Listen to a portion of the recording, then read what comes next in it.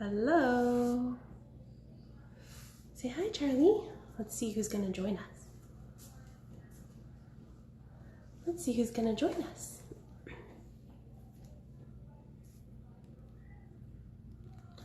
Hello. Who's here? Oh. Hello. We're just gonna wait and see and allow everyone a few minutes to join us.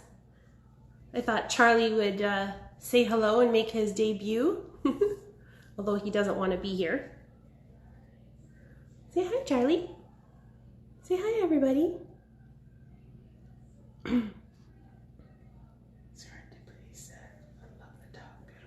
Thank you. Thank you so much. We just got him. He is Morky, and he's 12 weeks old, and he's been with us almost 3 weeks now, so he's adjusting well. Okay, so say bye-bye. Say bye. We'll put him down. All right. Looks like everyone's hopping on. Thanks for joining us. Thank you so much. Today we're going to be talking about how to choose your wedding colors.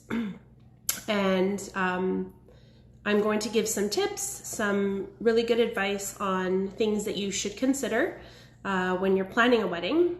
But choosing your wedding colors are probably one of the things I would suggest doing first before you even book a venue, or it can go hand in hand and is a little bit synonymous with booking your venue. So, hey Connie. Who else is here? Hello. Design, UIC. Elena. Hello. Vanessa. Sal. Nadia. Oh, I'm so excited you're all here. That's great. Thank you. Hello.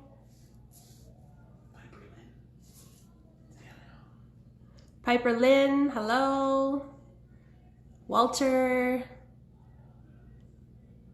I'm trying to also see the small print and make sure that I don't miss anyone. Okay, so I wanted to come on here. I'm going to probably be doing this every couple of weeks, just giving some hints and tips while I know everyone is starting to kind of pick up planning again now that the government is lifting a lot of the gathering numbers, and slowly but surely hopefully we can start gathering in large numbers again, and wedding planning is going to ensue and start moving in a forward moving direction. So once again, tonight we're going to be talking about wedding color palette and how to choose your wedding colors. And we're probably going to touch a bit upon wedding style as well, because I feel like the two are a bit synonymous with one another and they go hand in hand. So I get a lot of clients asking, how do I choose a color palette? There's so many beautiful options. There's so much beautiful inspiration out there. And this is so true. The first thing I'd like to look at when a couple comes in and, you know, is trying to find a direction with their floral colors would be your own personal style. So when I refer to style, I'm referring a bit to your fashion style. And, you know, what colors do you gravitate towards? Are you a colorful person? Do you wear a lot of color in your clothing? Do you veer more towards neutrals, earth tones, black, white, gray? You know, I really like to play off your personal style. That way we're incorporating colors that you love and that are a reflection of you. Now, most couples tend to have a similar fashion sense. I mean, you know, that's why they're attracted to one another, and they have a similar kind of fashion style, decor style. So it becomes a lot easier to choose colors in that respect. And then the odd time we have couples that are a bit opposite of one another, and that's okay. And then we just kind of lean towards the person who's, you know, their priority is higher in the floral and decor aspect of the wedding. They'll always have one partner who the flowers are a lot more important to, so that way we'll kind of veer towards that type of direction in terms of color selection. So I would look also to your venue. if you have the opportunity to choose your wedding colors before you choose a venue, or sit down and consider your favorite color palettes and have maybe 1 or 2 or 3 options as possibilities while you're searching for a venue, that can play a part in making the decision in which venue to book. And I say that because if you have a venue that has a lot of, you know, grays, black tones, white tones, and you want to incorporate more earthy tones into your flowers and decor, that might not be the best fit. So when we're looking at style, we're also looking at decor and home style as well. So when I say that, if you have your own home and the way you decorate your home is a great indication of your style. So whether it's rustic, urban, modern, contemporary, traditional,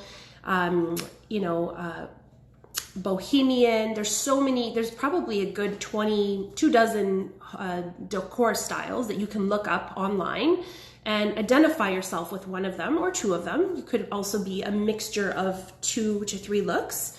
And I would use that to select your, in helping you select your style. And that's where your decor accents will come into play. And that will also help you choose your venue as well. If you have a rustic decor style, you're probably not going to want to book a very ultra modern venue. It's not going to speak to your taste, and you'll lean always towards more rustic, or traditional styled venues. So that's a very key factor in selecting your wedding colors and style as well. So social media is such a wonderful platform. There's so many places to gather inspiration: Instagram, Facebook, Pinterest. Do your research, have fun playing on these social media platforms, and then grab screenshots or save images. And then when you're doing that, make sure you organize them. So don't just save them to, the album in your phone. Try to categorize them so that as soon as you're saving them, you know what you're saving them for. So say you're looking for flower inspirations for color palette. You're going to save that under wedding colors. Create a folder called wedding colors. Or if you're looking for cake inspiration, try to categorize each kind of segment of your inspiration. That way, once you gather hundreds of photos, because that tends to happen, I have a lot of clients who come in, and I ask them, do you have any photos of inspiration? And, they're sifting through their phone and they have a lot of images saved, which is wonderful, but it tends to get overwhelming when you're put on the spot like that, asking, a vendor asking you to show some inspiration. And then you have your photos kind of in a mishmash of different places. So it's nice if you initially organize your images and then you have a really good indication of, okay, great, here I am at a stationery appointment and these are my stationery inspirations. And then you can always revert to your floral, folder showing the stationery images of flowers maybe you want to see on your stationery. So that's a great tip as well, to organize your photos and make sure you have everything compartmentalized. So once you have your venue, and of course, you're starting to look for flowers and decor, you're booking appointments or engaging in consultations and meeting new vendors, I always suggest, I do suggest to hire a wedding planner. That is like a big tip that I have. A wedding planner can make your whole planning process so much easier and seamless, and they will help you organize all of this for you. But if you don't have a wedding planner, that's also okay. But I do suggest you create a storyboard. So create a vision board, almost like you would in life, and create a wedding vision board. So have categories like, what is my wedding style? And when you save images on certain decor elements, like for example, if you love crystal candlelight, save images of crystal candles. If arrangements with lots of foliage are important to you, or large trees, or you want to have an arch at your ceremony. So you're saving all of these things and incorporating them into your inspiration board, which is going to have all of your vision, your visuals, and your ideas all in one document.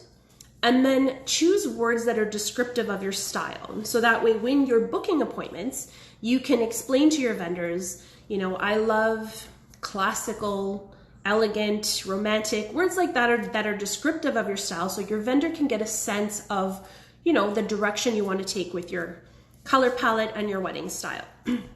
And then you could have, you know, maybe some Pantone colors. If you go on the Pantone website, they have, gosh, thousands and thousands of different colors that you can save again, and put those in your inspiration board, the colors that you're gravitating towards and you want to see incorporated into your wedding colors, and show this vision board to your vendors. So when you're meeting with a new vendor and you want to make sure you're on the same wavelength, on the same page, a wedding vision board is a huge helpful tool that you could have. And again, if you have a wedding planner, your wedding planner will likely create that for you. And either way, it's one of the most important documents that you'll use in your wedding planning. That way, all of the elements, once they're put together on your wedding day, will look cohesive, well planned, and organized. So from the morning where, you know, your girls' dresses and the color that you've chosen for the fabric that they're wearing, to the stationery, to the cake, to the flowers, the decor, the linens on the tables, and your venue, it's all gonna come together beautifully, and your photos will tell a really beautiful story. It's also helpful to provide this inspiration board to your photographer as well, so they can get a sense of the direction you've taken with your wedding, and then they kind of know what to expect, you know, your photographer, your videographer, and they can reflect your wedding style in the images that they capture of the details and the video, and they'll put little clips into your video and photos that show all the hard work you've done in your planning, and it will really tell a beautiful story. Angel White is asking if you're also a planner. So someone's asking, so I'm gonna take questions at the end of this. I just want to touch on a few more topics, and then I will respond to all of your questions. So after you've chosen your color palette, you've kind of determined your personal home decor style and your personal fashion style, and we're kind of incorporating all of this so that your wedding is a true reflection of who you are as a couple. I get asked a lot, does the time of year that I'm getting married really dictate the colors of flowers and decor that I have to go with? And I like to say no. I know that might have been you know, an old kind of a way of thinking in the past, but just because you're getting married in the winter doesn't mean you have to have whites and silvers in your flowers and decor, or if you're getting married in the spring, you don't have to have pastel colors. Same way in the fall, you don't have to have fall tones like the oranges and the burgundies. It's always beautiful if you want to pull in, you know, a bit of the season into your flowers and the color palette you're selecting, but it's not absolutely mandatory, and there really is no right and wrong these days. Again, if you love pastel colors and you're getting married in the fall, I say run with it. We've done plenty of beautiful weddings at all different times of year that cater to all sorts of different color palettes.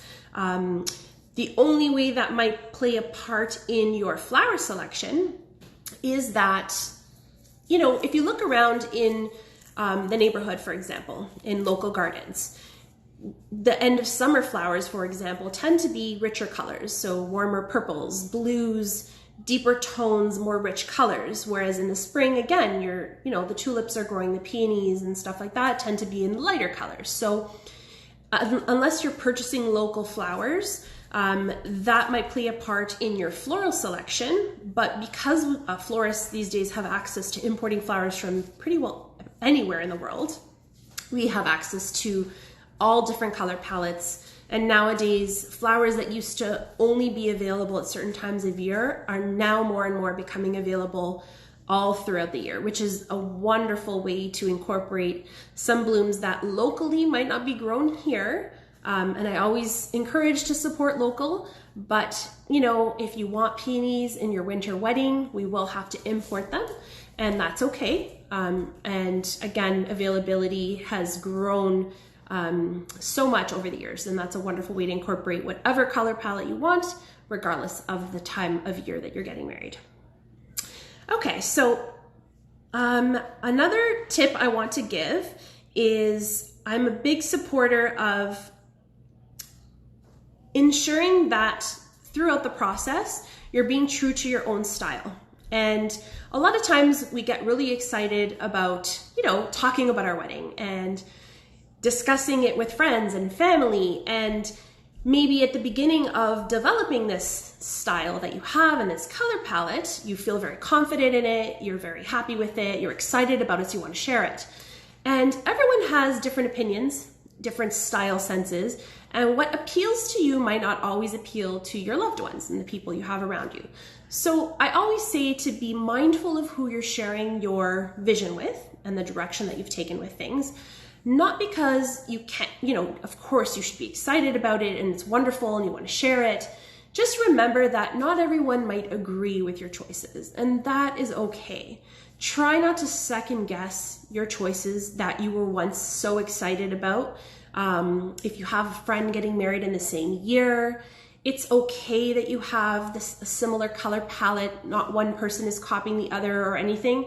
Again, as long as you're being true to your own vision, your own style, it's really okay if we're overlapping certain visions or certain decor elements, even certain vendors. A lot of times, when one of your friends uses a vendor that they're so excited about, they're happy with, they're receiving great service from, they're going to refer that vendor to you. So it's okay when, maybe visions collide a little bit. There's really nothing wrong with that. At the end of the day, the people that are there and celebrating your love with you are really there to give you the support.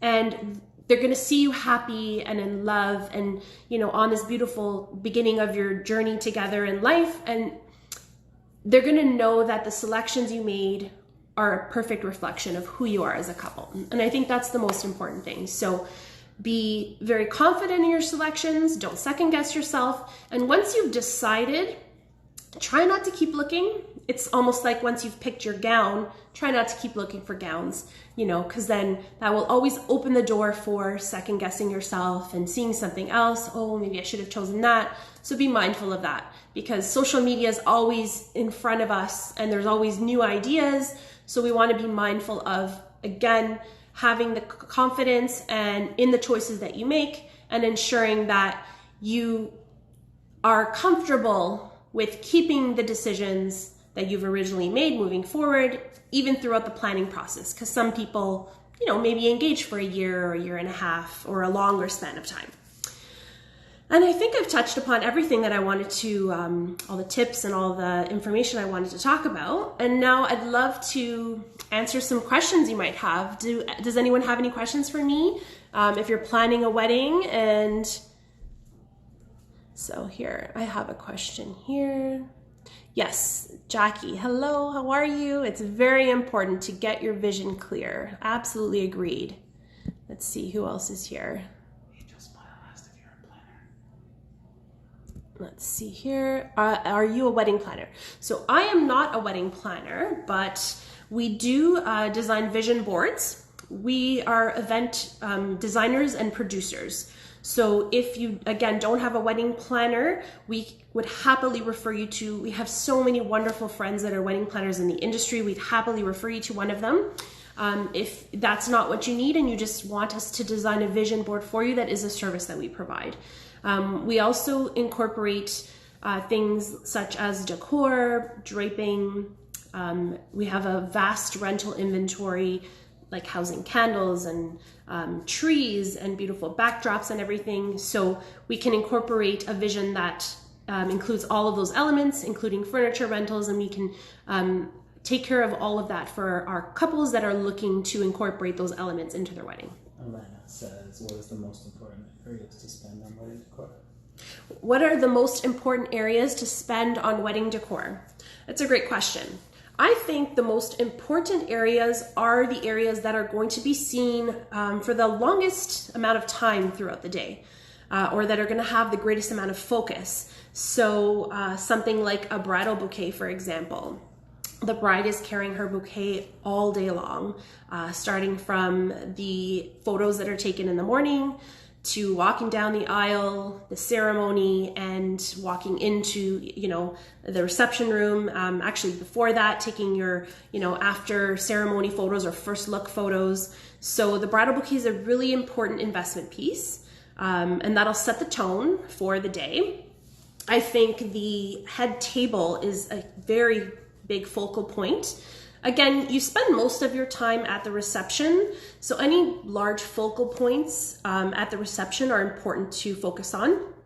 And investing, larger portions of your budget into the head table design is a great way to really showcase a focal area that will be photographed a lot. All eyes are on the bride and groom or the couple during the reception while speeches are taking. So everyone's looking towards the head table. That's a great place to invest. Sabrina Elizabeth asks, how far in advance should you book a florist? Okay, hey Sabrina, how far in advance did you book a florist? So because flowers and decor are one of the largest elements in your planning, I would definitely suggest as soon as you have your wedding date booked, so your ceremony venue and your reception venue, the next step would definitely be to approach a florist and a decorator and ensure that you have them locked in, because it's such a large aspect, a lot of those vendors tend to get booked up rather quickly. So as soon as you have your date and your venue booked, next step would be flowers. Vanessa asks, do your services provide the husband? Vanessa, do my services provide the husband? Well, I mean, I know some really great single men, so DM me and we'll see what we can do. Hairband Daniela, what are the current color trends for this spring, summer? Ooh, current color trends. Okay, so a lot of color trends, something that has been around for a while and doesn't seem to be going anywhere is, of course, neutral color palettes. So whites with lots of foliage and greenery, whites and ivories, sometimes incorporating some blush tones, so very muted blush tones. Mauve is a big one again this year. And we're seeing a lot of earth tones, so burgundies, ivories, creams with a hint of tan color. That's a big one. So like those toffee roses are huge right now. And I mean, I'm a big fan of mixing primary colors. I'm going to be posting something very soon that shows a mixture of blues with reds and yellows and oranges and some fuchsia together. It's really nice to play with color. I love playing with color. Personally, our team loves seeing color. So don't ever be afraid to try something new, talk to your floral designer and your wedding planners, work together with them and create a really unique vision that speaks to your personality, and take a risk, and if you've got great professionals that are supporting you and supporting your decisions, you really can't go wrong, and you can have a lot of fun when you're choosing your wedding colors. Any more questions? Would you consider blush burgundy and blues of fall colors? Would I consider blush burgundies and blues? Absolutely. Again, for a fall wedding, blush burgundy with a powdery blue hint is just beautiful. There's lots of flowers during the autumn season that we can incorporate. Burgundy dahlias, burgundy roses, spray roses, ranunculus, ivory, even white dahlias are beautiful at that time of year. Still be in a blush tone, throw in some light blue tweedia or possibly some powder blue hydrangeas and some thistle, and you've got a fantastic look. If you incorporate some greenery in there, it would just play off beautifully. Any other questions? You're amazing. Thank you, Rose. You're amazing too. I love you. Hello. If you're thinking of getting into the floral industry, where would one start? School programs, work experience. Okay, that's a great question. I strongly suggest working in the industry before you dive in. Getting experience is a huge, important way to just gain knowledge and technique and learning to use different tools that are available. We're offering some floral design courses. We're going to be launching, and because of the situation right now, we had just launched it just prior to everything shutting down, and we're going to be going virtually with our floral design courses. So you can go to our website, and we're going to be announcing it on Instagram as well, and offering some new dates for these floral design courses. So if you're interested, you can also email me at rosanne@thesocialrose.com. and I would be happy to release the dates. I'm working on that right now to try and get, schedule some dates for the design courses and, you know, and offer that virtually. In the meantime, while you're waiting, you can always visit our YouTube channel. I've recorded a whole series of really great how to design courses that are free. You can go visit our YouTube and subscribe and watch. I have so many episodes from centerpieces to bouquets, and I give really great tips and tricks on how to design like a floral designer, like a professional, and you can always practice at home in the comfort of your own home. And if you're more of like a hobbyist and you want to try your hand at floral design, we're going to be offering some virtual floral design courses where we deliver a personalized bloom box, and you get a beautiful selection of flowers, the tools that you need to create the design. The materials inside will be customized to your taste, again, so your favorite color palette, your home decor design. Your vessel will match your, you know, your home. That is a great keepsake for afterwards. And I'll actually take you and your friends or family, whomever you have joining this virtual course, through a step-by-step process on how to design the arrangement. So we just launched that earlier this week. We did kind of like a pilot of this, and it went really well. Everyone seemed to have a great time. So again, we're going to be releasing this information, and hopefully we'll get you all to join along and try your hand at floral design. Hereby Daniela asked if you wanted to create a floral whimsical feature, what would you recommend? If you wanted to create a whimsical floral feature, what would I recommend? Okay, well, whimsical can mean so many different things, but I love large scale magnolia trees, large scale cherry blossom trees. We can build some really beautiful whimsical arches that frame a bride and groom or a couple as they're getting married. There's so many ways to incorporate beautiful draping. So we, you know, with the equipment we have, we can go as high as the ceiling to floor with beautiful, lush, ivory, blush. Draping comes in any color and create texture and dimension in the room. Add candlelight. There's so many ways that we can incorporate some whimsical design. So if you have any questions, please email us and we'd be happy to answer and custom tailor the ideas and concepts to you and your wedding. Let's see here. What flowers do you suggest to go with?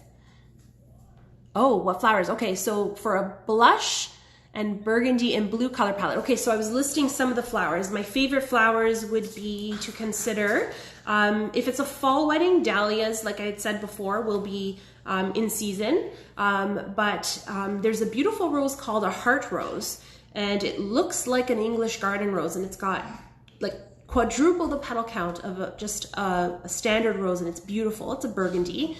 Powder blues, I would suggest incorporating greenery like eucalyptus. It has a bit of an undertone of blue to it, and that will really play well with the burgundies and blues and ivory flowers. Thistle is a beautiful light blue. Tweedia is one of my favorite flowers to use. Cornflower comes in blue. So there's so many different bloom varieties that you could incorporate. And are there burgundy flowers? Are they mostly red? No, they're definitely burgundy flowers. And there's a very obvious distinction between the red and the burgundy flowers. So again, when you're communicating that to your vendors, make sure you do use the word burgundy and be very descriptive with your colors. And again, that's where I say pull some Pantone Colours online and create a vision board for yourself. So when you see the color palette laid out in front of you, if you're happy with it and you're sharing this document with all of your vendors, there's not going to be a break in communication, and it's going to be a very clear, you're both going to have a very clear understanding, be on the same page with your expectation with color. And then of course, be mindful. We're dealing with Mother Nature. So, you know, the burgundy that you might see in the spring could just be a little bit different than a burgundy you might see in the fall. And because we're dealing with Mother Nature, naturally a flower may be a shade lighter or a shade darker here and there, depending on the season, depending on the sunlight. There's so many variables. So as a client, be mindful of that. And, you know, I'm sure your vendors will always be happy to play to as much detail and description as we possibly have control over. Okay, well, hi Christina. Grand Lux, hello. I'm so happy to see everyone. Thank you so much for joining. I hope this was helpful. Please give me your feedback. If you enjoyed this live, I would be happy to come on here again. If you have any topics that you want us to talk about, DM me or add them here, and I'd be happy to create a whole episode just on your questions and any topics that you might want to learn about. I'm so happy to have this platform to come and share my knowledge and experience. And I thank you all for your support always. You are amazing. I love you all, and thank you so much for coming and joining here with me tonight. Hopefully we will see you again soon. Be well, stay safe, and buy lots of flowers. Okay, talk to you later, guys. Bye.